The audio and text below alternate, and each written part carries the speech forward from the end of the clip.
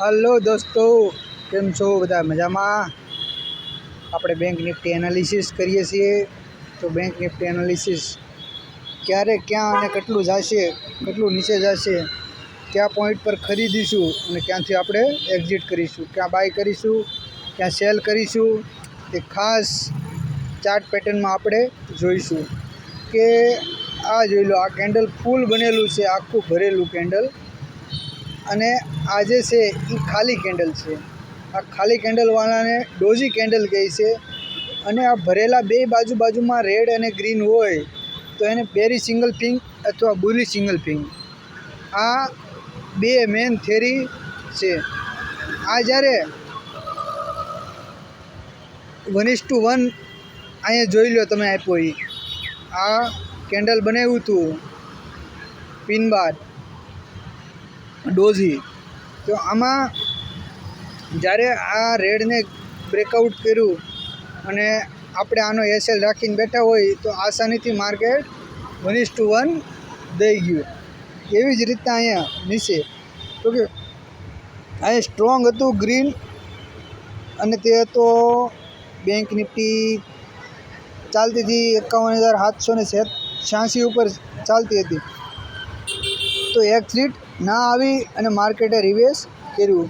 તો આ થિયરી આપણે અપનાવીશું અને 10% જ લેવા માર્કેટમાં. આપણે ઝાઝા જોતા નથી. તમે આખો મહિનો મથો, આખો મહિનો મહેનત કરો તો તમને 2%, 1.5% એ પ્રમાણે વ્યાજ મળે છે. તો આમાં 10% એક ટ્રેડમાં દેતા હોય તો લેવામાં શું વાંધો? હવે આગલો સપોર્ટ આપણે જોઈશું કે 51,286નો. 51,286 આવે એટલે બાય કરી જ લેવાનું, બીવાનું જ નહીં.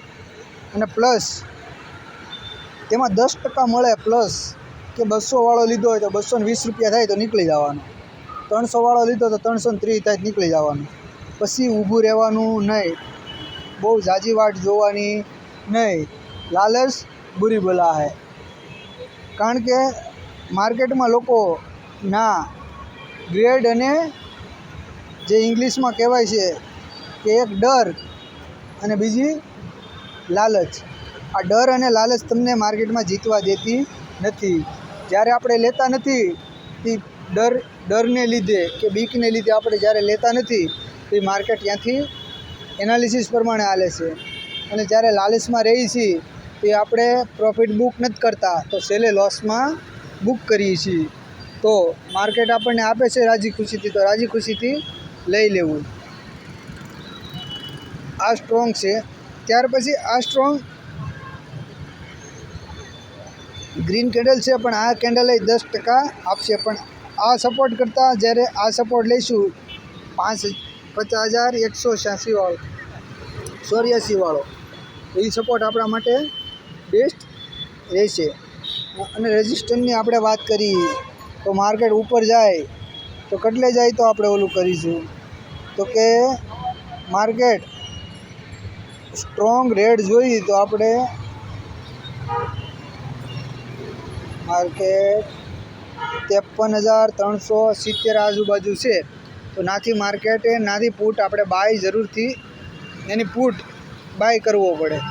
અને એમાં 10% માર્કેટ નીચે આવે એટલે પ્રોફિટ બુક કરીને નીકળી જવાનું. પછી માર્કેટને ઉપર જવું કે નીચે જવું હોય, જ્યાં જવું હોય ત્યાં જવા દેવાનું. પણ આપણું થઈ ગયું 10% એટલે માર્કેટમાં નીકળી જવાનું. આ થિયરીથી કામ કરતા રહેશો તો માર્કેટમાં પૈસો બનશે ને બનશે.